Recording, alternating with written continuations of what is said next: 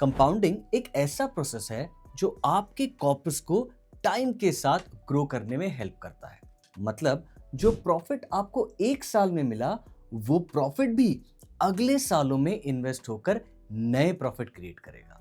Time के साथ साथ ये साइकिल रिपीट होती है और आपका कॉर्पस स्टेडीली ग्रो करता है। म्यूचुअल फंड्स में इन्वेस्ट करते वक्त कंपाउंडिंग एक इंपॉर्टेंट रोल प्ले करता है।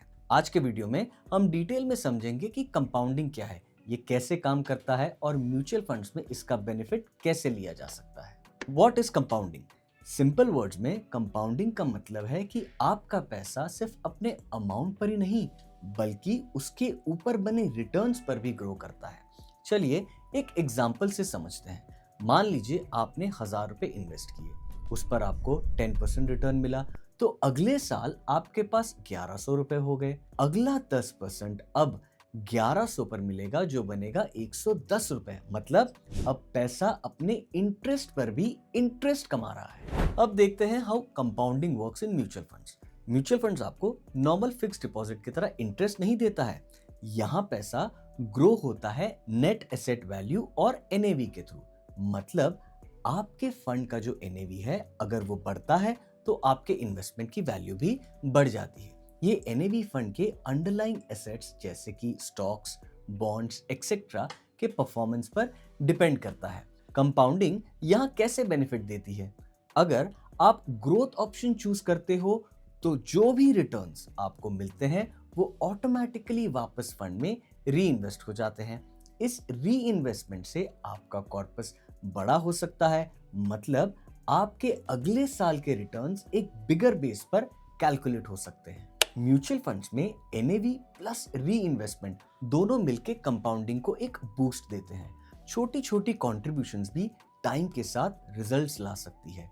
इसी वजह से कंपाउंडिंग को यूज करने का सूटेबल तरीका एसआईपी माना जाता है। अगर अभी भी कॉम्प्लिकेटेड लगता है तो चलो डिटेल में देखते हैं एक example of compounding. Why time matters more than amount. Assume करो कि आप एक लार्ज कैप फंड में 10,000 रुपए पर मंथ की एसआईपी स्टार्ट करते हो। साथ में रिटर्न भी एज्यूम कर लेते हैं 12% का। तो साल का इन्वेस्टमेंट 1,20,000 का होगा जो 10 साल में 12 लाख का हो जाएगा। एंड आपको 12% के हिसाब से 23 लाख से थोड़ा ज्यादा रिटर्न्स मिलेंगे। अगर ये एसआईपी 15 साल तक चली तो आपका इन्वेस्टमेंट 18 लाख का होता एंड एंड कॉर्पस 50 लाख का। Again returns almost double. पर टाइम अमाउंट से ज्यादा कैसे मैटर करेगा? आपने अपनी 10,000 की एसआईपी अभी स्टार्ट कर दी और आपके फ्रेंड ने सोचा अभी लाइफ एंजॉय करता हूं, बाद में अमाउंट बढ़ा दूंगा एंड 10 साल में मस्त पैसा बन जाएगा। बाद में वो 20,000 की एसआईपी भी करता है फॉर 10 इयर्स। और अगर उससे सेम 12% का रिटर्न मिला भी तो क्या वो आपके जितना बड़ा कॉर्पस बना पाएगा? नहीं।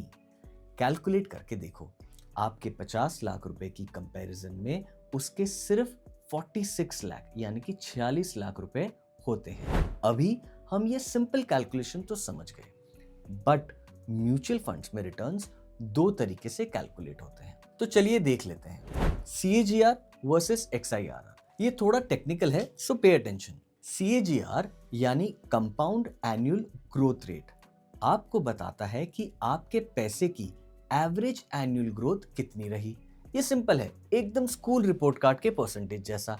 हमेशा याद रखना, सीएजीआर आप तब यूज करोगे जब आपने एक बार में लमसम पैसा इन्वेस्ट किया हो और आपको देखना हो कि हर साल एवरेज ग्रोथ कितनी रही। इसको कैलकुलेट करना शायद डिफिकल्ट लग सकता है। बेसिकली आपको अपने फाइनल अमाउंट को इनिशियल अमाउंट से डिवाइड करना है, फिर जितने साल इन्वेस्ट किया है उसका इक्वल रूट लेना है -1। ये इतना कॉम्प्लिकेटेड नहीं है। एक एग्जांपल से क्लैरिफाई कर देते हैं। मान लो आपने 1 लाख रुपए एक म्यूचुअल फंड में इन्वेस्ट किए हैं। अब अज्यूम करो कि 5 साल बाद वो 1,80,000 रुपए हो गए। अगर सीएजीआर का फॉर्मूला लगाते हैं तो सीएजीआर अप्रोक्सीमेटली 12.5% यानी कि 12.5% का होगा। मतलब आपके इन्वेस्टमेंट ने हर साल एवरेज 12.5% ग्रोथ दी है। अगर आप म्यूचुअल फंड में एसआईपी कर रहे हो तो आपका इन्वेस्टमेंट मल्टीपल डेट्स पर होगा। सीएजीआर तो नहीं यूज कर सकते हैं ना। हर एक इन्वेस्टमेंट का कंपाउंडिंग टाइम अलग है। यहाँ आएगा XIRR और extended internal rate of return. ये एसआईपी के लिए ही होता है क्योंकि आप अलग अलग डेट पर पैसा डालते हो। ये बताता है कि एक्चुअली आपका पैसा किस स्पीड से ग्रो हुआ है, कंसिडरिंग कैश इनफ्लो और आउटफ्लो। XIRR के लिए एग्जांपल लेते हैं। मान लो आपने 3 साल के लिए हर महीने 10,000 रुपए इन्वेस्ट किए, मतलब टोटल 3,60,000 इन्वेस्ट हुए। 3 साल पूरे होने के बाद पोर्टफोलियो वैल्यू 4,20,000 हो जाती है। XIRR का फॉर्मूला काफी कॉम्प्लिकेटेड है, सो हम उतनी डिटेल में नहीं जाएंगे। मेनली आपको XIRR का पर्पस क्लियर होना चाहिए, बट कैलकुलेट करोगे कैसे?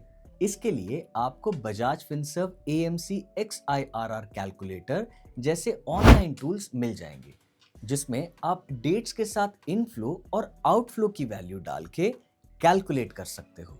सो इस केस में आप 10,000 के 36 एंट्रीज करोगे as inflow and 4,20,000 as outflow. ये वैल्यूज देने पर आपको XIRR मिल जाएगा। हमारे एग्जाम्पल में XIRR आता है 12.9% पर ईयर। अब आप कॉन्फिडेंटली इन्वेस्ट तो कर सकते हो, पर अगर कंपाउंडिंग का एडवांटेज लेना चाहते हो तो 2 मिस्टेक्स को अवॉइड करना होगा। चलिए देखते हैं कॉमन मिस्टेक्स टू अवॉइड। पहली मिस्टेक, मार्केट गिरते ही एसआईपी बंद करना। बहुत लोग मार्केट में थोड़ा सा चेंज देखते ही पैनिक हो जाते हैं और अपनी एसआईपी रोक देते हैं। ये सबसे बड़ी गलती है। क्यों? देखो दोस्त, मार्केट गिरने का मतलब है कि एनएवी आपके लिए अब सूटेबल हो गया है। अगर आप ऐसे टाइम पर एसआईपी कंटिन्यू करते हो तो आपको ज्यादा यूनिट्स बेटर प्राइस पर मिलते हैं, लेकिन अगर आप एसआईपी बंद कर देते हो तो आप सस्ते में ज्यादा यूनिट्स खरीदने का चांस खो देते हो। दूसरी मिस्टेक, प्रॉफिट देखते ही विड्रॉ कर लेना। दूसरी बड़ी गलती यह है कि लोग थोड़ा सा प्रॉफिट देखते ही विड्रॉ कर लेते हैं। जैसे 1 लाख का एसआईपी पोर्टफोलियो 1,30,000 हुआ तो 30,000 रुपए निकाल लिए। अब इसमें प्रॉब्लम क्या है पता है? जैसे हमने ऑलरेडी डिस्कस किया है, कंपाउंडिंग का असली पावर टाइम के साथ होता है। अगर आप बार बार पैसा निकालते रहोगे तो कंपाउंडिंग अपना स्नोबॉल इफेक्ट नहीं दिखा पाएगा। अब समझ नहीं आ रहा कि म्यूचुअल फंड में एसआईपी करें या लमसम इन्वेस्टिंग करना है। कंपेयर कर लेते हैं कंपाउंडिंग इन एसआईपी वर्सेस लमसम। सवाल तो अच्छा है, एसआईपी बेटर या लमसम? अगर आपके पास एक साथ बड़ा अमाउंट आ जाए तो लमसम एक सूटेबल ऑप्शन हो सकता है, लेकिन आम आदमी के लिए एसआईपी ज्यादा सूटेबल हो सकता है क्योंकि रेगुलर इनकम से थोड़ा थोड़ा पैसा निकालना इजी होता है। प्लस मार्केट के अप्स एंड डाउन्स में रुपी कॉस्ट एवरेजिंग का बेनिफिट भी तो मिलता है ना। कंपाउंडिंग दोनों में काम करता है, बस एसआईपी वालों को डिसिप्लिन और पेशेंस रखना पड़ता है। दोस्तों, कंपाउंडिंग एक सिंपल फॉर्मूला पर काम करता है। जल्दी स्टार्ट करो, रेगुलर इन्वेस्ट करो और टाइम के साथ पैसे को ग्रो करने दो। बिल्कुल स्नोबॉल की तरह। स्टार्ट भले ही छोटा हो, धीरे धीरे बिल्ड हो सकता है। याद रखो, म्यूचुअल फंड इन्वेस्टमेंट्स में कंपाउंडिंग एक लॉन्ग टर्म फ्रेंड है। डिसिप्लिन और पेशेंस के साथ इसका मैक्सिमम बेनिफिट उठाया जा सकता है। म्यूचुअल फंड निवेश बाजार के जोखिमों के अधीन हैं। योजना से जुड़े सभी दस्तावेजों को ध्यान से पढ़ें।